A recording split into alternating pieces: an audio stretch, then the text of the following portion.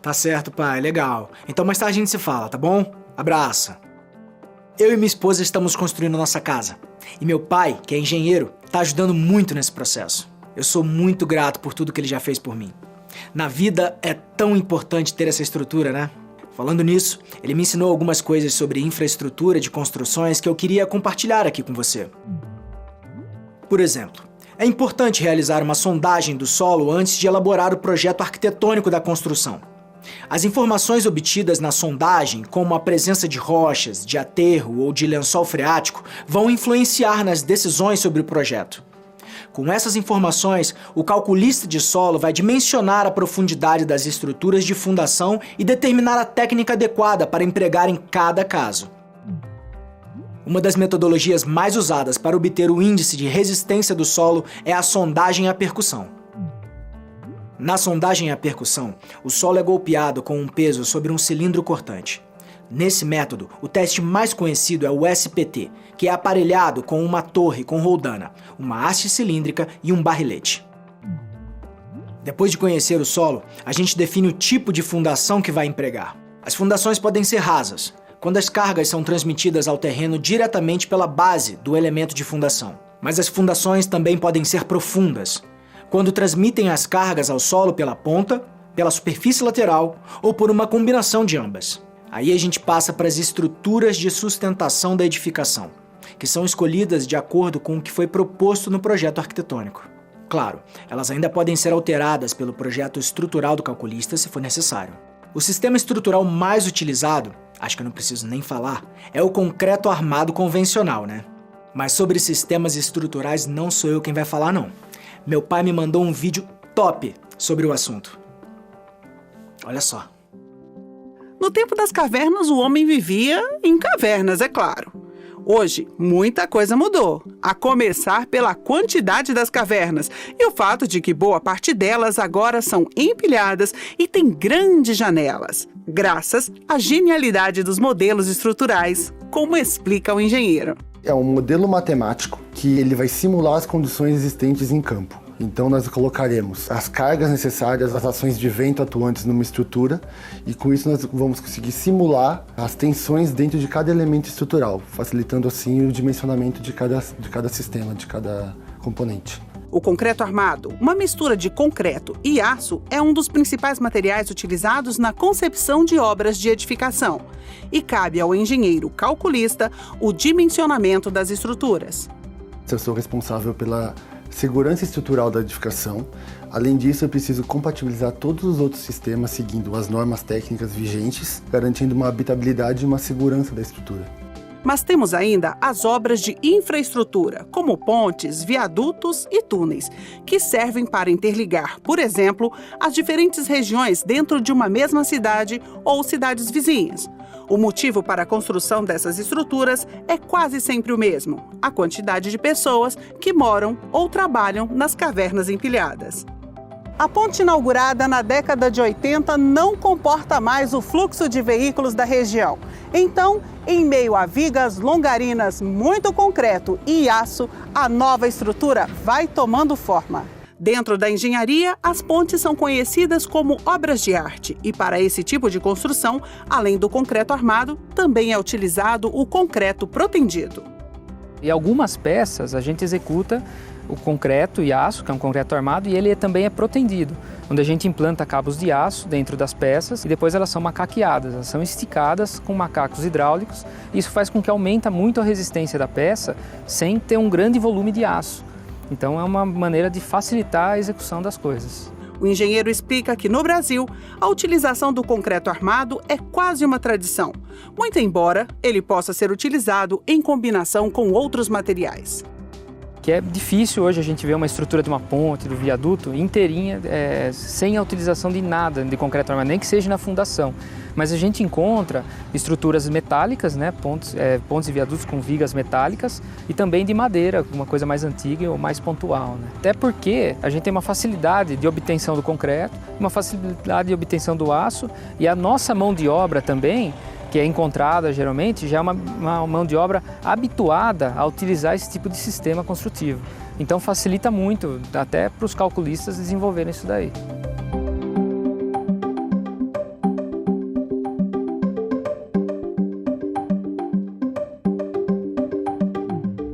Depois que se escolhe o sistema estrutural, seja o concreto armado ou não, é hora de vedar. A vedação contempla as divisões internas dos ambientes e o fechamento externo. Entre as técnicas mais utilizadas para vedação estão a alvenaria de tijolos cerâmicos, na qual blocos dos cantos se ligam aos pilares por meio de telas de aço, e o sistema drywall, com paredes de gesso acartonado, estruturadas por guias metálicas e fixadas por parafusos. Então o negócio é... Opa, peraí.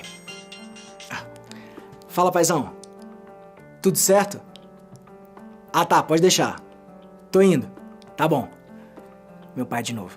Tá louco pra continuar falando sobre a construção. Mas ó, você não deve parar de estudar sobre o assunto também, combinado? Até a próxima.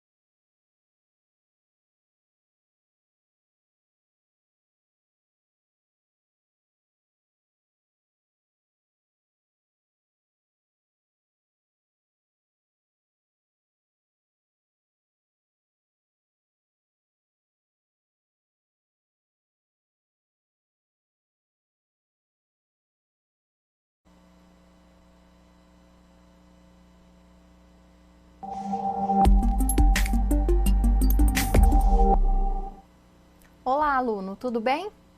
Hoje nós vamos resolver uma questão de prática e interpretação de textos relacionadas à área de engenharia. Eu vou ler a questão junto com vocês e nós vamos fazer a resolução. Vamos começar? Segundo Pignatari, coesão é o que estabelece sentido entre as palavras e frases para que o texto faça sentido como um todo. E coerência é o que diz respeito à lógica do texto, em que há uma continuidade de sentidos. De acordo com Koch e Elias, as formas como se direciona um texto para determinado entendimento específico é o que chamamos de estratégias argumentativas. O gráfico utilizado a seguir apresenta a estratégia argumentativa especificamente os argumentos concretos ou por exemplificação. Então aqui eu tenho a apresentação de um gráfico, né, que ele vai me mostrar o nível de atividade em relação aos anos, né, se eu tive crescimento das obras ou não. Então, é um gráfico que usa especificamente o argumento concreto ou por exemplificação, que seria uma característica desse argumento, o uso de gráficos, né? Então, vamos seguir. Considerando as especificidades do argumento concreto ou por exemplificação, podem ser incluídas nesse tipo de argumento as seguintes características. Bom, então aqui ele quer características específicas relacionadas ao argumento concreto ou por exemplificação. Então, vamos analisar cada uma delas. 1. Apresentação de dados estatísticos de pesquisas confiáveis, fatos reais, leis, entre outros que embasam o conteúdo do autor. Essa aqui seria uma característica do argumento concreto ou por exemplificação. Sim, de fato, esse argumento ele contém dados estatísticos, pesquisas confiáveis, fatos reais e leis. Então, essa afirmativa seria correta. 2. Na área de engenharia, poderia ser a utilização de argumentos embasados em instituições que sejam de autoridade na área, como, por exemplo, determinações de normas que constam na Associação Brasileira de Normas Técnicas, a ABNT. Sim, né? Aqui também seria uma característica do argumento concreto bem relacionada à área de engenharia. Então, de fato, aqui também seria uma característica correta. 3. Ser proveniente de relações de sentido lógico, como, por exemplo, hipóteses, inferências, situações de causa e efeito, comparações, entre outros. Não, né? Aqui ser proveniente de relações de sentido lógico não é uma característica do argumento concreto, mas sim do argumento lógico. Então, essa afirmativa estaria incorreta, porque ela não faz parte do tipo de argumento. 4. Trazer citações direta ou indireta de autoridade no assunto abordado. Como exemplo, poderiam ser os textos científicos de autoridade a respeito de conhecimentos da área de engenharia civil.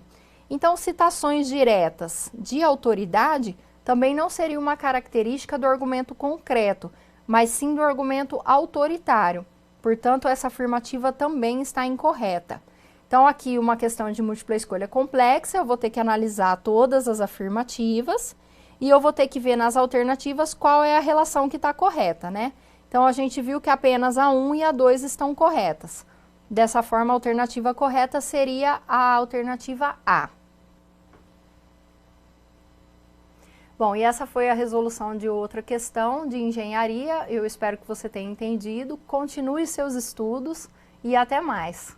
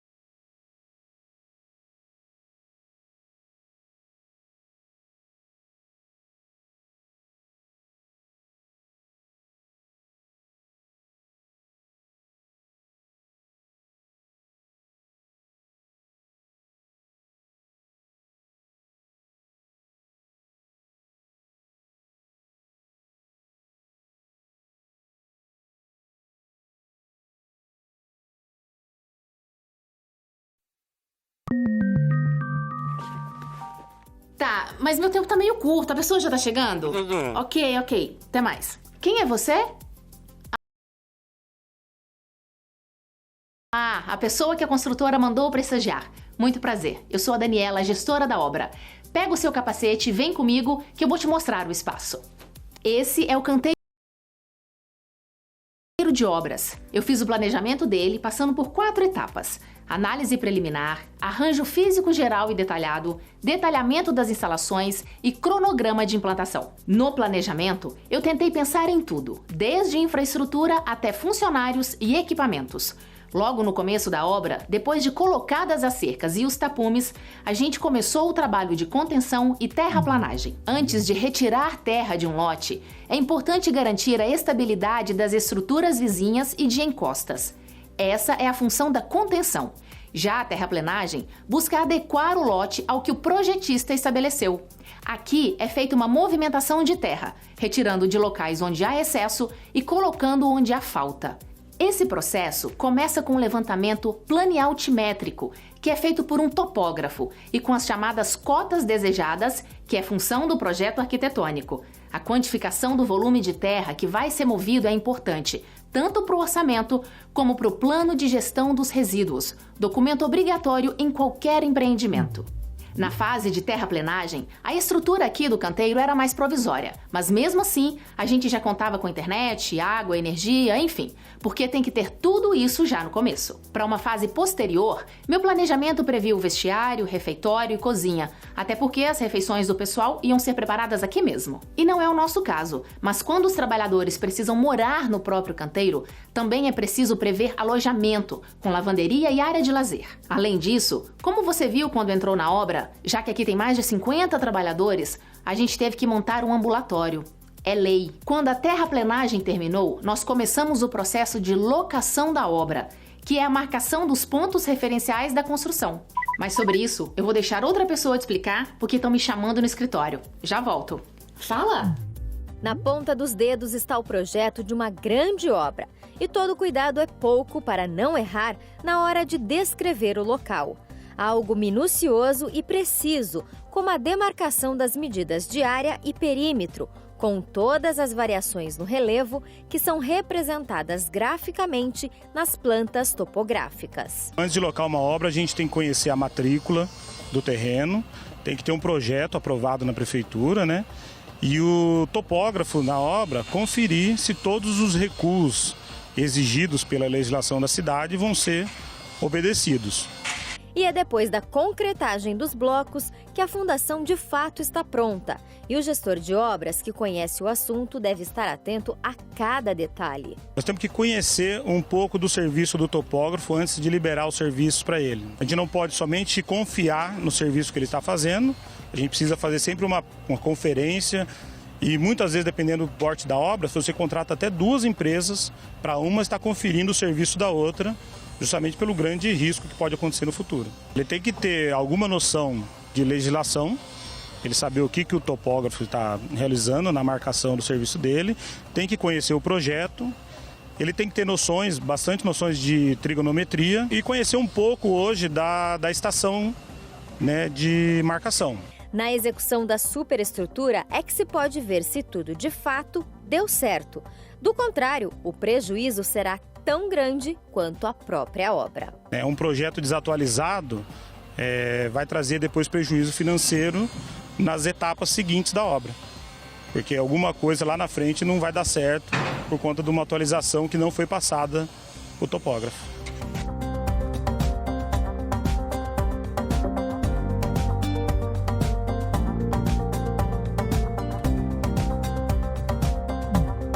Tá bom, ok. E aí, o que achou? Bom, eu fui dar uma olhada no trabalho e a fase das estruturas da fundação, que vem depois da terraplanagem, tá a todo vapor. Quando isso terminar, a gente vai começar a fase dos elementos estruturais da construção. Você sabe, laje, pilar, viga. Depois disso, vem os elementos de vedação, como a alvenaria de blocos e o drywall. E a cobertura, com concreto armado e telhado, por exemplo. Paralelo a isso, começa a fase da infraestrutura das instalações hidrossanitárias, elétricas e de telefonia. Mais para o final da obra, vem a impermeabilização, reboco, esquadrias, revestimentos de parede e piso, colocação de vidros e, finalmente, pintura. Quando tá tudo pronto, a gente solicita à prefeitura a baixa de habite-se, mas isso ainda vai demorar um pouco, apesar da gente estar dentro do cronograma. E aí, acha que dá conta? Tenho certeza que sim. Então, mãos à obra, porque você tem muito a fazer e eu também. Até mais! Fala, Juliano!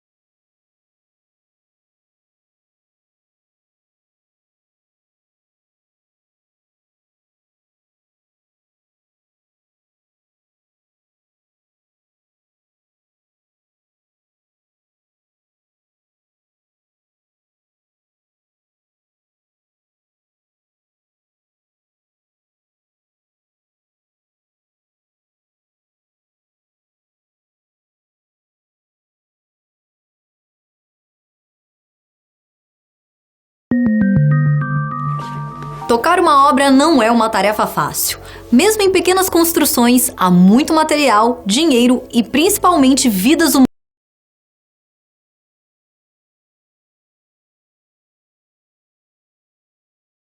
humanas envolvidas no projeto. Por conta disso, há conselhos que regulam as atribuições de profissionais da arquitetura e engenharia. O primeiro instrumento criado para regular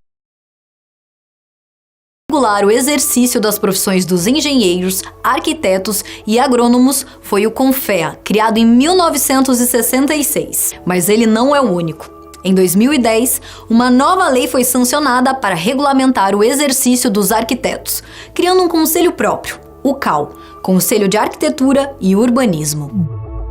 Quanto aos registros que cada classe tem que ter, cabe aos engenheiros e agrônomos possuírem a ART, a anotação de responsabilidade técnica, enquanto os arquitetos têm que apresentar o RRT, Registro de Responsabilidade Técnica. Uma vez habilitado, o profissional pode atuar no desenvolvimento de projetos. E nesse ponto, é necessário conhecer bem os elementos que compõem uma proposta de prestação de serviços. Depois de firmado o contrato entre as partes, o arquiteto ou o engenheiro tem que coletar algumas informações para elaborar o projeto arquitetônico. Ele começa pelo levantamento do programa de necessidades do cliente, chamado também de briefing. Em seguida, cabe ao responsável visitar o local onde será a obra e consultar a lei de uso e ocupação do solo e a informação básica do lote junto à prefeitura do município. Feito isso, é necessário elaborar o projeto simplificado e o anteprojeto, para só então desenvolver o projeto arquitetônico e levá-lo ao órgão público responsável. Para iniciar a obra, o proprietário deve solicitar ainda outros documentos na prefeitura, como a alvará da construção e outras autorizações necessárias. Estar em dia com a documentação é fundamental, principalmente para a obtenção do habite-se, certidão necessária para qualquer programa de financiamento habitacional.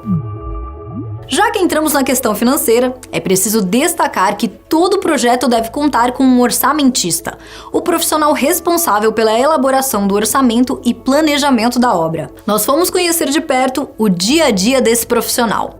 Vamos conferir? Iniciar uma obra do zero necessita de muitos cálculos e planejamento. Fazer um bom orçamento é fundamental para que o projeto saia do papel. Esse trabalho, contudo, requer uma série de etapas e começa pelo projeto de arquitetura. A partir do projeto de arquitetura, a gente consegue balizar e direcionar todos os outros projetos e também os orçamentos de todo o material, de todos os insumos, fretes, logística, serviços que estão incluídos e que precisam ser acionados nesse ponto inicial do projeto, para a gente compor um orçamento cada vez mais factível. Esse engenheiro civil destaca a importância de se calcular os gastos fixos e variáveis de uma obra. A integração entre as equipes é fundamental para que o orçamento se aproxime ao máximo do valor final da construção.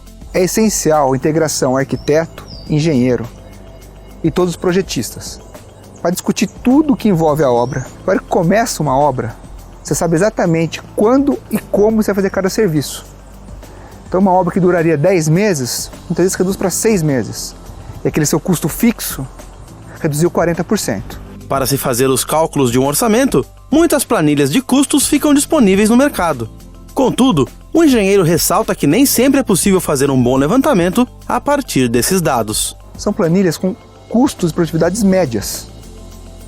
Como toda média, a variação é muito grande. Muitas empresas fazem um orçamento genérico, com base, muitas vezes até em índices, para calcular a viabilidade e já inicia projeto e obra. Muitas vezes acontece o projeto extrapolar em algum custo, algum acabamento, uma estrutura fica um pouco mais pesada do que se estimava e inviabiliza o retorno financeiro. Então a gente volta lá atrás. O orçamento é preponderante para definir a viabilidade do empreendimento. Ao iniciar uma construção, o gerente da obra deve estabelecer o layout do canteiro, através do projeto de canteiro de obras. A função desse projeto é minimizar as distâncias de trabalho e a movimentação de pessoal e material. Ele contempla os espaços de convivência para os funcionários, como vestiários, banheiros e refeitórios, além de setores como o de armazenamento e de controle de materiais. Um aspecto que consome uma bela fatia do orçamento na construção civil é o frete, que pode impactar em até 30% a mais no valor final dos produtos. Portanto, na hora de comprar materiais como areia, brita, madeira e cal, por exemplo, fique atento aos tipos de frete que são empregados. Pesquise mais sobre o assunto e conheça também as normas e regulamentos referentes às reformas realizadas em imóveis. Por hora, eu fico por aqui. Bons estudos e até a próxima!